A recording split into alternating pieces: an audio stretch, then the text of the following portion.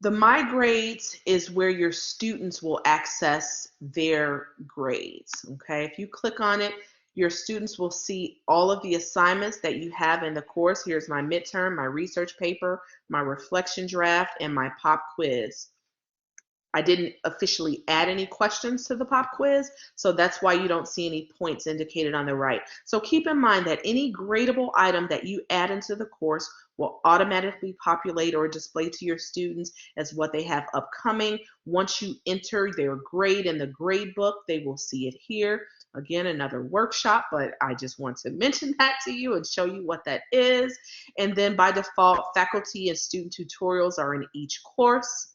We have a link to the library, a link to Starfish or GSU Star, and course messages. And well, I'm the Ultra, which is what we're joining now. By default, it's in every course. Now, course messages, I'm going to click on that. This is our built-in messaging system in Blackboard. You can only check, send, receive messages inside of this course.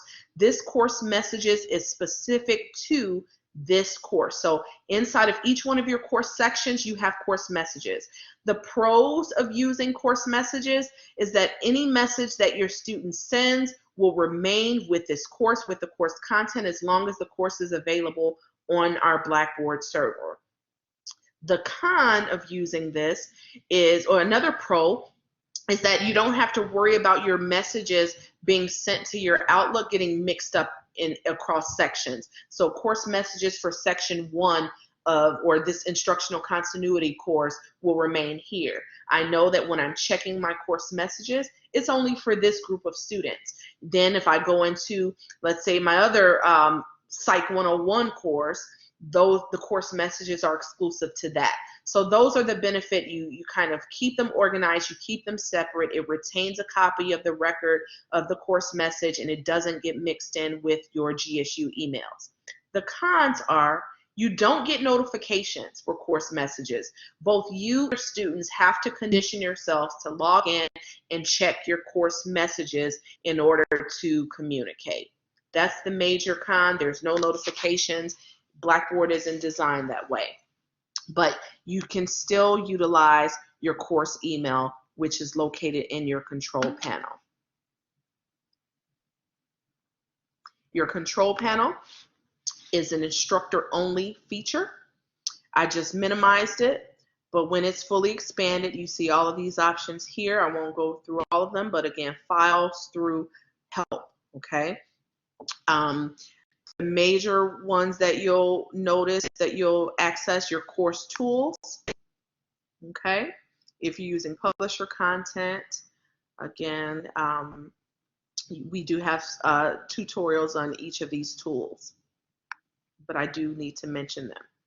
Evaluation, those course reports I mentioned regarding tracking your student progress, tracking your student activity, is found under evaluation.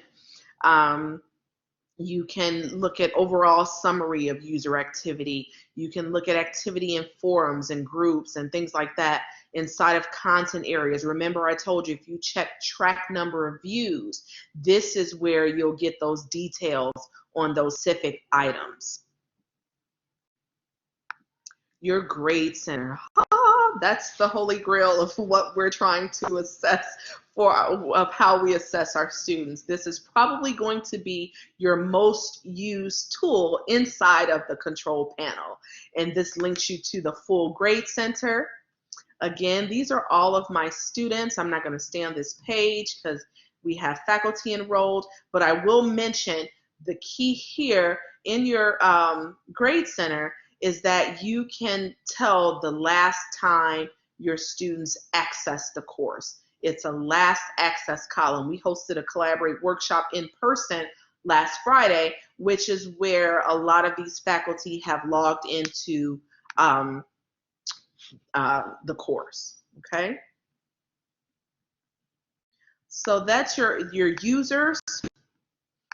This shows you, again, the users that are in your course or your students. Mine happens to be faculty because it's a workshop. And if you created groups, this is where they will display, or this is where you go to create groups. And again, I don't want to do information overload. I'm just pointing you to the tools, where to find them in case you want to look at our tutorials and follow along. We do and will have workshops on each and every one of these. So that concludes my crash course in walking you through Blackboard. I am going to stop sharing my screen.